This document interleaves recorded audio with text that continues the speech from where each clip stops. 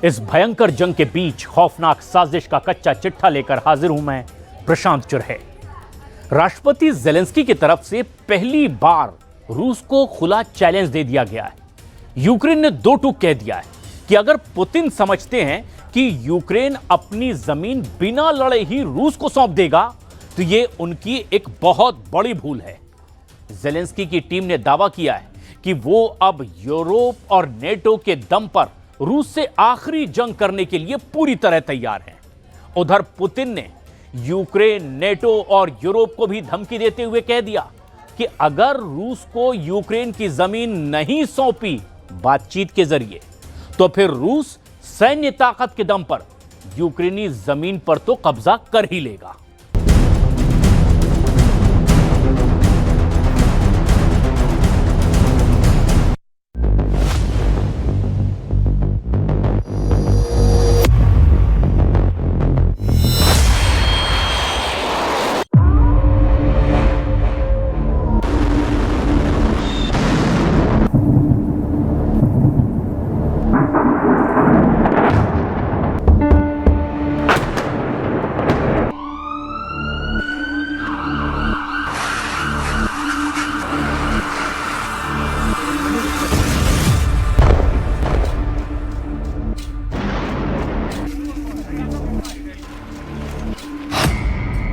बातचीत से दो आधा यूक्रेन, वरना बारूद से छीनेंगे पूरा यूक्रेन।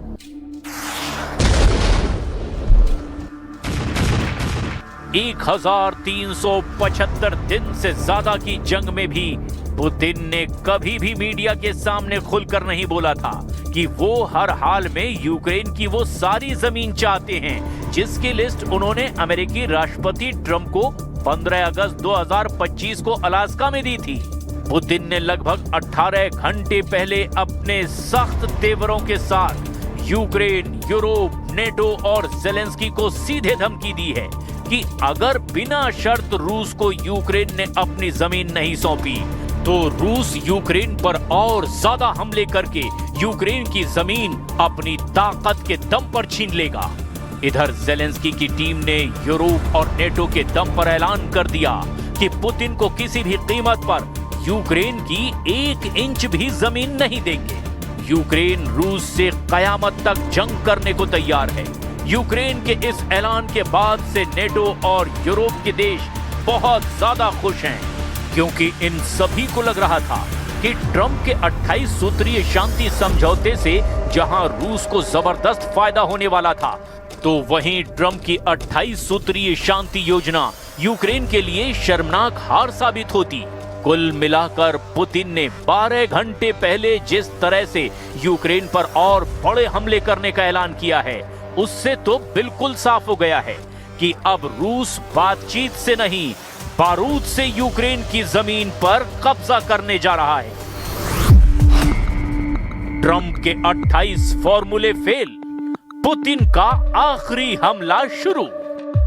28 अक्टूबर 2025 से अब तक रूस यूक्रेन के लगभग 2.5% नए इलाकों पर कब्जा कर चुका है।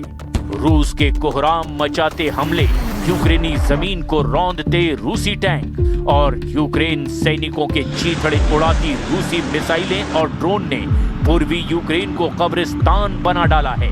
यूक्रेन के कई इलाके तो ऐसे हैं जहां सिर्फ 100 से 150 के करीब बुजुर्ग बचे हैं। 60,000 आबादी वाले पूर्वी यूक्रेन के पोक्रोवस्क में सिर्फ 1,500 यूक्रेनी बचे हैं, जिनमें यूक्रेनी अधिकारी और इमरजेंसी सर्विस के लोग भी शामिल हैं। आप रूस के हमलों का इसी से अंदाजा लगा सकते हैं कि 60 दिन में रूस ने यूक्रेन पर 10,500 हमले किए हैं, जिसकी वजह से लुहांस्क, खेरसॉन, खार्किव, डोनेत्स्क, जापोरेजिया में भी भीषण तबाही हुई है। हैरानी की बात तो ये है कि अमेरिका के राष्ट्रपति ट्रंप के 28 सूत्रीय शांति योजना में भी ये लिखित में मौजूद है कि यूक्रेन को अपनी जमीन का एक बड़ा हिस्सा रूस को देना होगा। लेकिन अमेरिका के उलट यूरोप और नेटो देश ट्रंप के प्लान के बिल्कुल खिलाफ हैं, जिसकी वजह से यूक्रेन ने दो टूक कह दिया है कि वो किसी भी कीमत पर रूस को अपनी जमीन नहीं सौंपेगा, चाहे शांति हो या फिर जंग हो।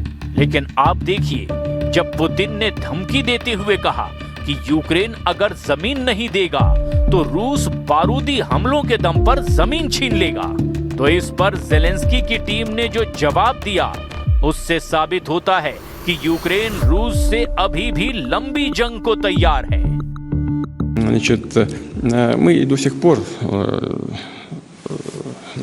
получаем заходы о прекращении боевых действий там.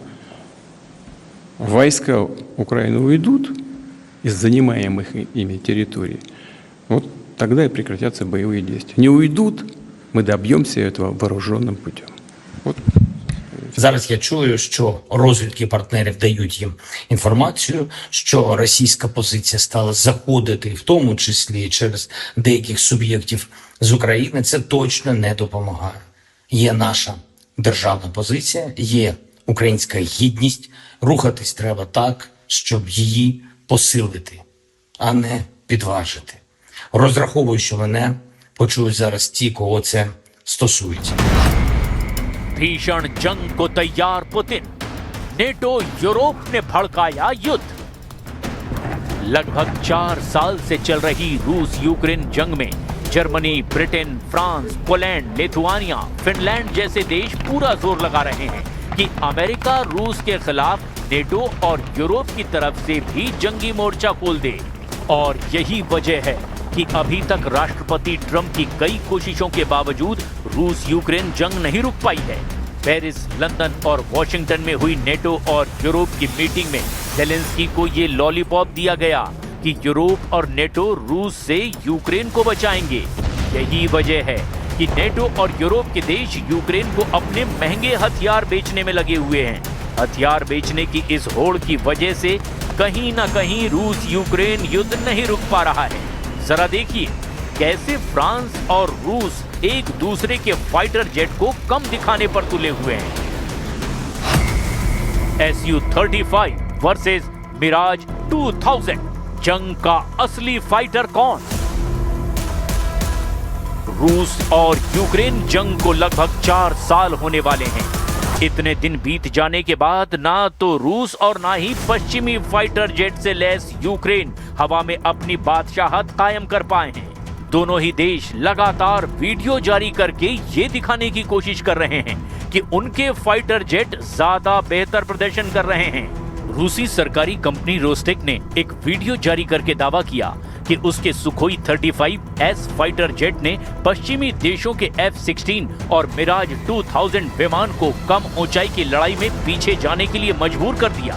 वहीं यूक्रेनी सेना ने भी एक वीडियो जारी करके कहा कि मिराज 2000 फाइटर जेट की सफलता दर 8% रही, जो बहुत ही शानदार रही। यूक्रेनी सेना ने एक वीडियो जारी करके बताया कि मिराज 2000 विमानों ने रूसी मिसाइलों और ड्रोन को हवा में मार गिराया। विश्लेषकों का कहना है कि इन दोनों देशों के दावों से एक बात साबित है कि दोनों ही यूक्रेनी आकाश पर दबदबा कायम करने में संघर्ष कर रहे हैं। रूसी समाचार एजेंसी तास से बातचीत में रोस्टेक के सीईओ ने बताया कि सुखोई 35 की वजह से दुश्मन के विमानों को कम ऊंचाई पर उड़ान भरना पड़ रहा है। वहीं सुखोई 35 जेट सैकड़ों किलोमीटर की दूरी से अपने लक्ष्यों को तबाह कर रहा है। इसी वजह से दुश्मन के विमान हवा से हवा में मिसाइल नहीं दाग पा रहे। इसमें अमेरिकी F-16 और फ्रांसीसी विमान मिराज 2000 भी शामिल है। रूस का सुखोई 35 विमान एक 4.5 पीढ़ी का मल्टी रोल फाइटर जेट है। ये रूस का सबसे आधुनिक फाइटर जेट है जो हवा में बादशाहत कायम करने और सटीक हमला करने में माहिर है। इसमें एयरबेस ई रडार लगा है जो 400 किलोमीटर दूर के लक्ष्यों की पहचान कर सकता है। इसमें लंबी दूरी तक मार करने वाली R-77 या R-37M मिसाइलें लगी है। रूस अब तक करीब 8 सुखोई 35 जेट को जंग में गंवा भी चुका है। वहीं यूक्रेनी सेना लगातार फ्रांसीसी मिराज 2000 फाइटर जेट की तारीफ कर रही है। यूक्रेनी वायुसेना ने एक वीडियो जारी करके बताया कि मिराज 2000 की मैजिक 2 मिसाइल युद्ध के दौरान बहुत ही प्रभावी साबित हुई है। यूक्रेनी पायलट्स के दावों के मुताबिक मिराज 2000 फाइटर जेट की मिसाइलों और ड्रोन को मार गिराने में सफलता दर 98% है। ज़ेलेंस्की की नेपच्यून का हमला, रूस में कोहराम। रूस जिस तरह से यूक्रेन पर हमला कर रहा है, ठीक उसी तरह से यूक्रेन भी रूस पर जबरदस्त हवाई हमले करने में जुटा है।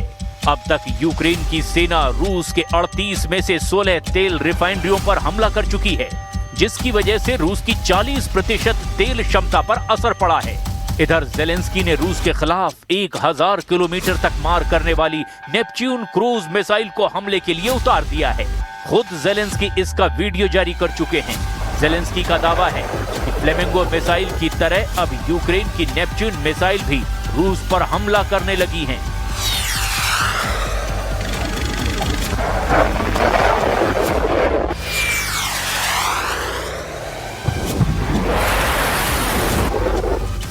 इन हालातों को देखकर साफ कहा जा सकता है कि अगर ट्रंप का 28 सूत्रीय फॉर्मूला यूक्रेन ने यूरोप और नेटो के साथ मिलकर फेल कर दिया, तो फिर पुतिन को यूक्रेन पर और ज्यादा भयानक हमले करने से कोई नहीं रोक पाएगा।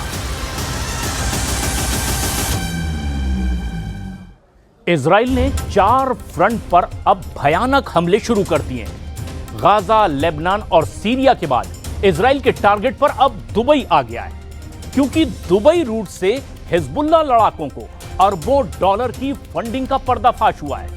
वहीं पर सीरिया में अब इजराइल के सैनिकों पर नए टेरर ग्रुप ने हमला करके तहलका मचा दिया है। इस बीच ईरान ने इजराइल को उसी की भाषा में जवाब देने की धमकी दे दी है। तो एक और फ्रंट तुर्की ने भी पोप लियो के सामने अब इजराइल पर सीधे निशाना साध दिया है।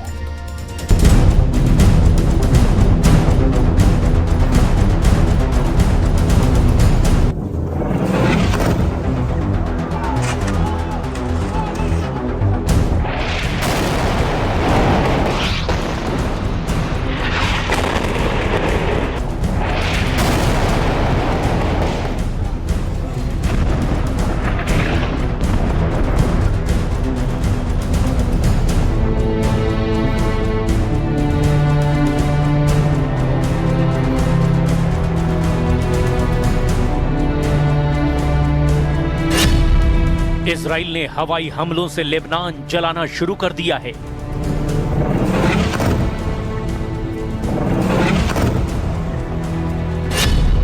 इजराइल ने जमीनी हमले से सीरिया को कुचलना शुरू कर दिया है।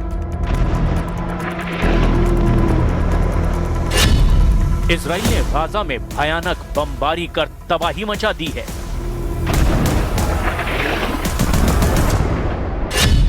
इजराइल ने गोलान हाइट्स पर फिर से मोर्चा संभाल लिया है।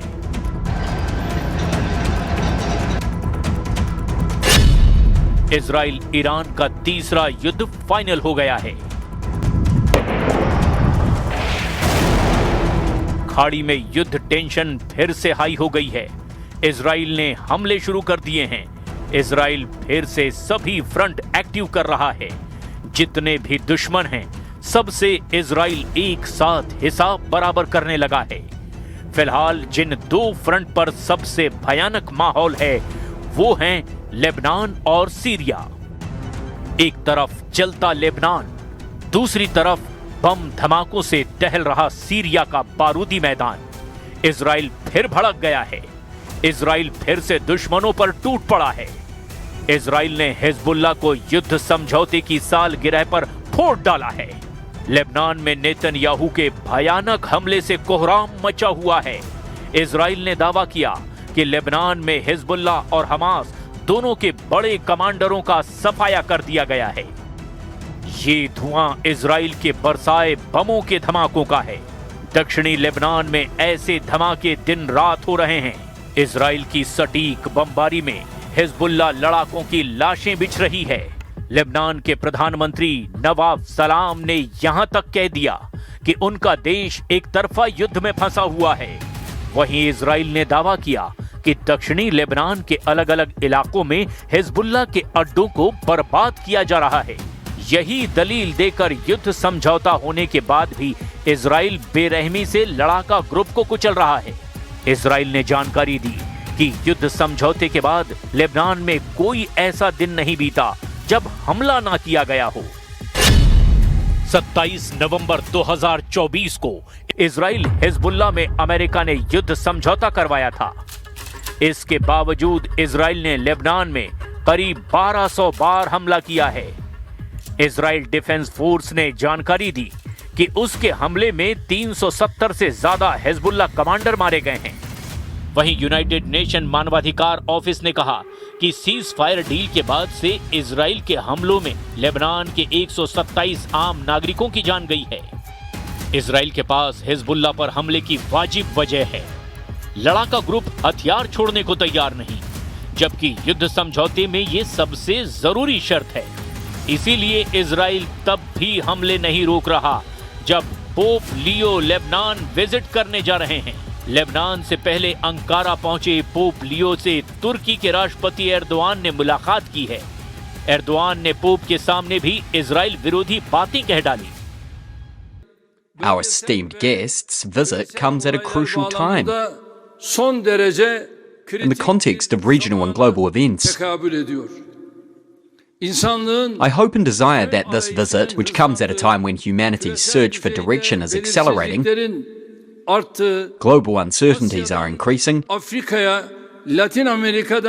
and tensions are mounting from Asia to Africa, from Latin America to Eastern Europe, will be beneficial for all of humanity.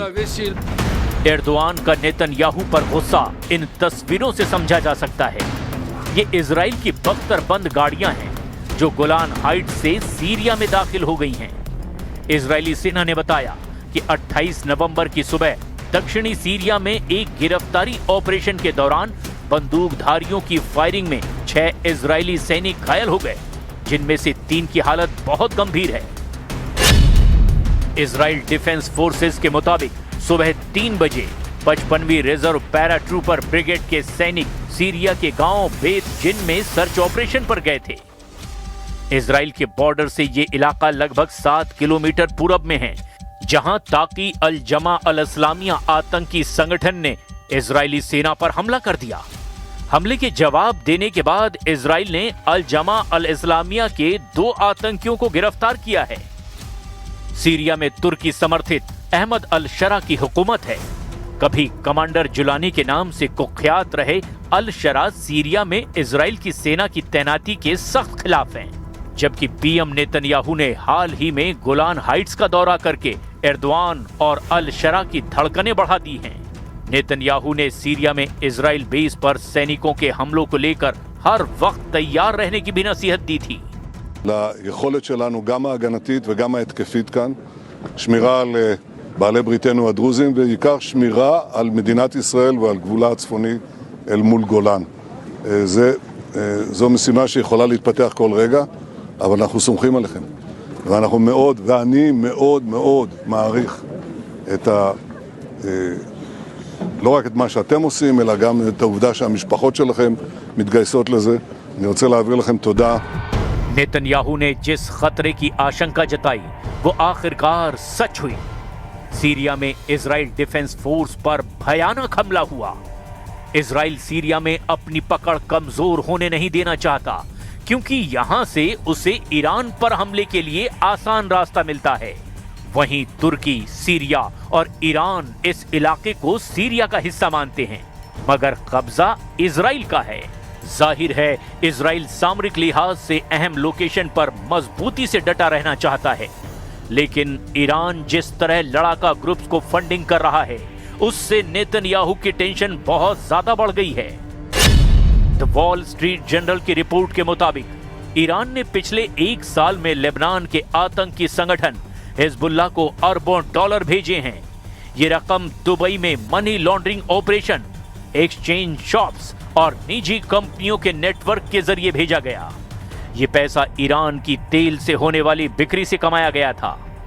Report के मुताबिक इजराइल और हिजबुल्लाह के बीच युद्ध शुरू होने से पहले ईरान बड़े पैमाने पर कैशबैक सीधे बेरूत एयरपोर्ट भेजता था, लेकिन नवंबर 2024 के युद्ध विराम समझौते के बाद इस पर रोक लगा दी गई। इसीलिए अब ईरान छोटी छोटी रकम और कीमती छोटे सामान यात्रियों के जरिए भेज रहा है, जिन्हें आसानी से छुपाया भी जा सकता है।